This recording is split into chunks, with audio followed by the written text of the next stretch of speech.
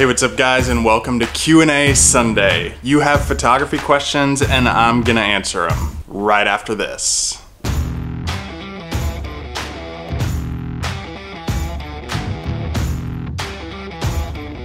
Hey, what's up guys, and welcome into a new section of the channel that I'm gonna be trying to do on a weekly basis called Q&A Sunday. Now, we recently did a release of the initial questionnaire of like, do you have photography questions? What are they? I'm gonna try to answer those for you because so often you spend so much time wasted searching YouTube for these different answers to your very specific photography questions, and I wanted to cut out all of that wasted time for you and give you a platform where you can ask the questions that you want answered exactly, and I'll answer those directly for you.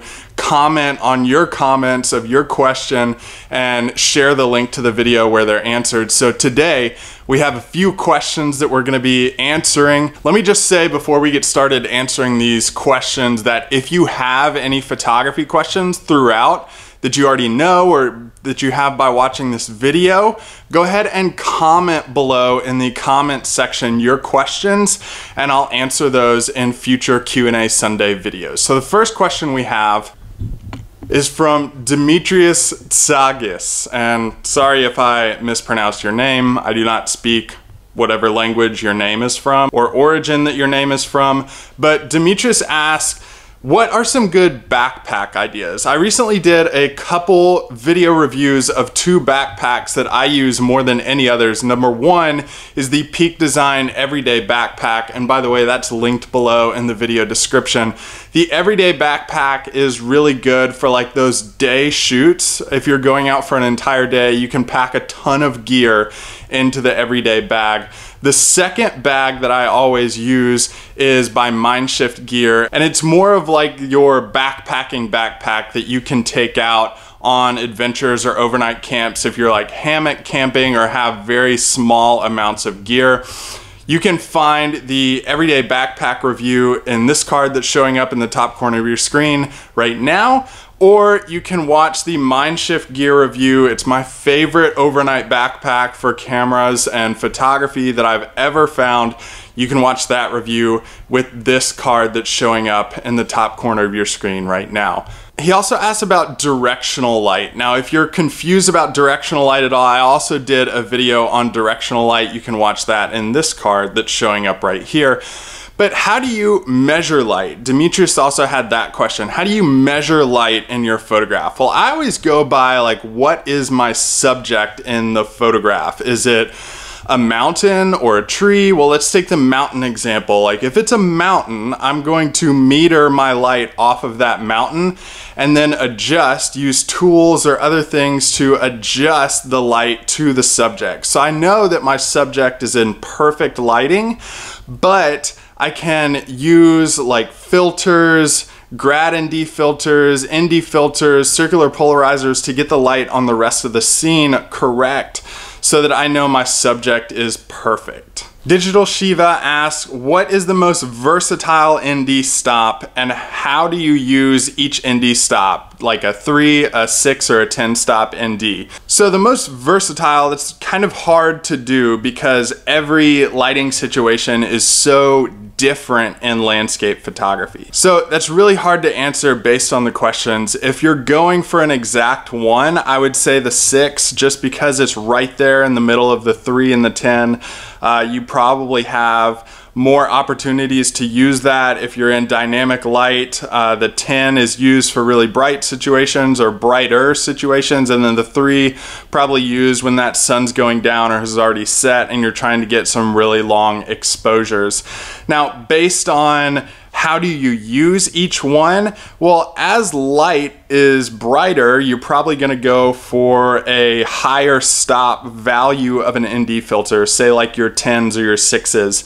And then as that sun is going down, whether you're doing like long exposures or just trying to do a cool shot, you reduce the amount because you're reducing the amount of light that's on the scene. So as you reduce the amount of light, you reduce the amount of ND stops that you need on the overall scene just because your light's reducing and you're still doing long exposures. Like a 3 or a 6 is probably still going to be good enough to get a perfect shot with an ND filter. So Gabriel M gets really specific with his questions. How do I get tack sharp images while riding a ski lift? So he's dealing with some blur here and movement.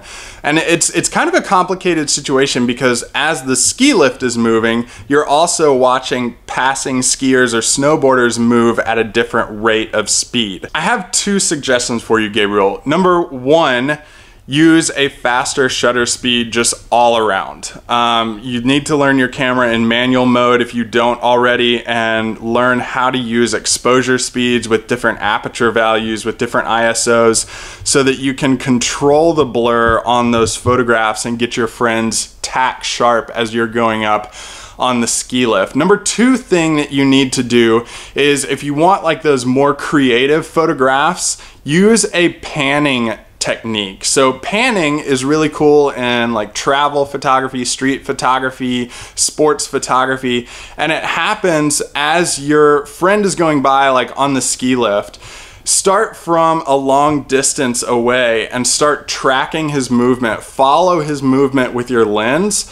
Even if you're using a shutter speed that's going to get you some blur if you're just pointing straight at him, but follow him and he'll be tack sharp as you take the photograph, still panning through the entire scene, and the scene behind him will be blurred. It'll make for like this really cool fast effect that you can use for your sports photography or landscape photography, adventure photography, what have you. And that's a really cool effect to use when you're trying to get a more creative shot. The Madman187 asks, how do you blend multiple images together? I'm tracking all these questions behind me, by the way. I wrote them all on the whiteboard. But he asks, how do you blend multiple photographs? And that's kind of a complex question to answer just right off, like just telling you what to do. So what I've done is pre-recorded a couple videos for you. Number 1 is how to blend multiple focus lengths into one photograph. You can watch that video right here in the card that's showing up on your screen. And the other one is how do you blend multiple exposures? And I did this by taking a night photograph of a lighthouse in Geneva, Switzerland at night.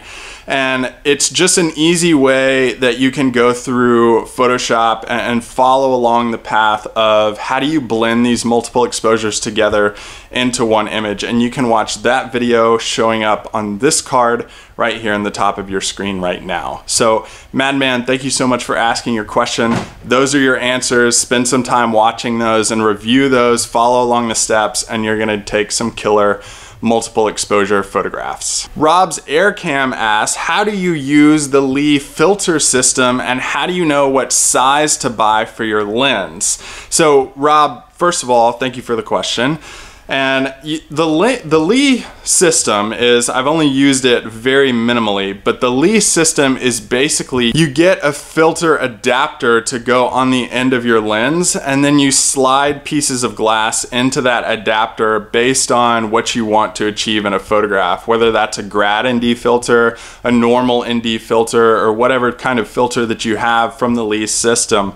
This is a pretty expensive system. I've linked it in the video description below if you want to check it out on Amazon for more information. But how do you find which one will match your lens? Well, each lens has a measurement that you follow to know exactly which filter system to get. And I'm going to show you that right now on this lens that I have. So I have this Rokinon 12mm for a mirrorless camera. I use a crop sensor APS-C. So when you're looking at what filter size to get for your Lee system, let me just pop this off right here. And different lenses have different diameters located different places on them. I don't know why they don't make it just universal. Some are on the inside ring of your lens right in here, and it'll say something like 58mm, 67, 68, 71, 72, anything like that. And that will give you an indication on what size filter adapter that you need to get. So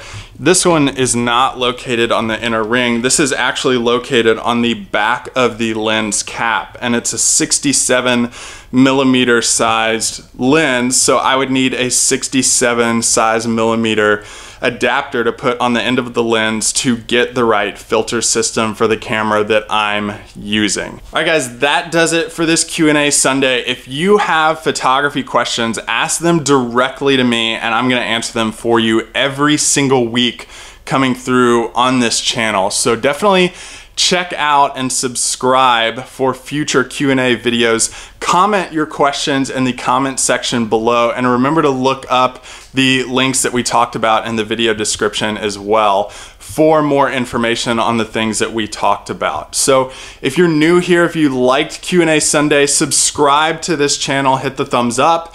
And always continuing watching is an option. So you can actually subscribe to this channel and you can continue watching Q&A Sunday clips right here in this playlist, or you can watch this video that YouTube is suggesting that you watch based on those search terms that you've typed into the search queue in YouTube over and over and over and over.